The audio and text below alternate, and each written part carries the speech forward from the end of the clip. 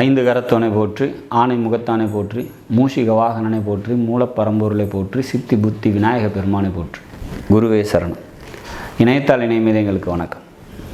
இது ஆடி மாத ராசி பலன். ஆடி மாதம் மிதுன ராசிக்கு எப்படி இருக்க போகுது அப்படிங்கிறத பார்க்கலாம். அதுக்கு முன்னாடி ஆடி மாதத்தில் வரக்கூடிய முக்கிய விசேஷ தினங்கள் அப்படின்னா, ஜூலை 17ஆம் தேதி ஆடி 1 மாத பிறப்பு, ஆகஸ்ட் 3ஆம் தேதி ஆடிப்பெருக்கு, ஆடி 18 அன்றைய தினம் நீர்நிலைகளில் நீராடி நீர்நிலைக்கு அருகாமையில் இருக்கக்கூடிய தெய்வ வழிபாடு மேற்கொள்வது நமக்கு ஏற்பட்டிருக்கக்கூடிய சகலவித தோஷங்களையும் நீக்கும்.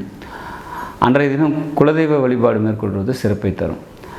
ஆகஸ்ட் 7ஆம் தேதி ஆடிப்பூரம், அன்றைய தினம் அம்பாள் வழிபாடு சிறப்பை தரும்.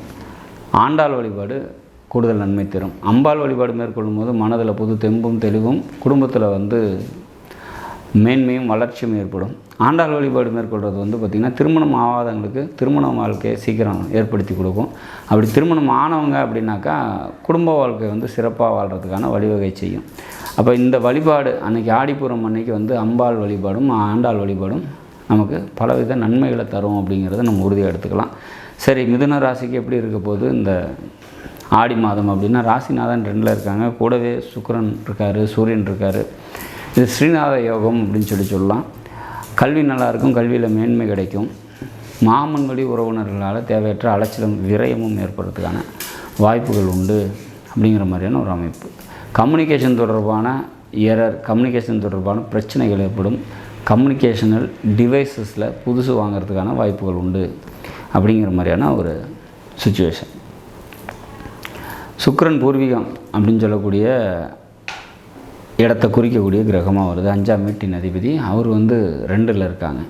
அப்போ பூர்வீகம் சம்மந்தப்பட்ட நாட்டமும் தொடர்பும் ஈடுபாடும் ஏற்படுறதுக்கான வாய்ப்புகள் உண்டு. குலதெய்வ அனுகிரகம் உண்டு. குழந்தைகளால் நன்மைகள் உண்டு. பெண்களால் நன்மைகள் உண்டு. இந்த மாதத்தை பொறுத்த வரைக்கும் மிதுன ராசிக்கு பேச்சினால் நன்மைகள் ஏற்படக்கூடிய ஒரு வாய்ப்பு. அரசாங்கத்தால் நன்மைகள் ஏற்படும். தந்தையாரால் வருமானம் உண்டு. தந்தையாரால் நன்மைகள் உண்டு அப்படிங்கிற மாதிரியான ஒரு சுச்சுவேஷன்ஸ். மொத்தத்தில் மிதுன ராசியை பொறுத்த வரைக்கும் 2ஆம் வீட்டில் அதிக கிரகங்கள் இருக்கிறதுனால இந்த மாதத்தை பொறுத்த வரைக்கும் பொருளாதாரம் நல்லாயிருக்கும்.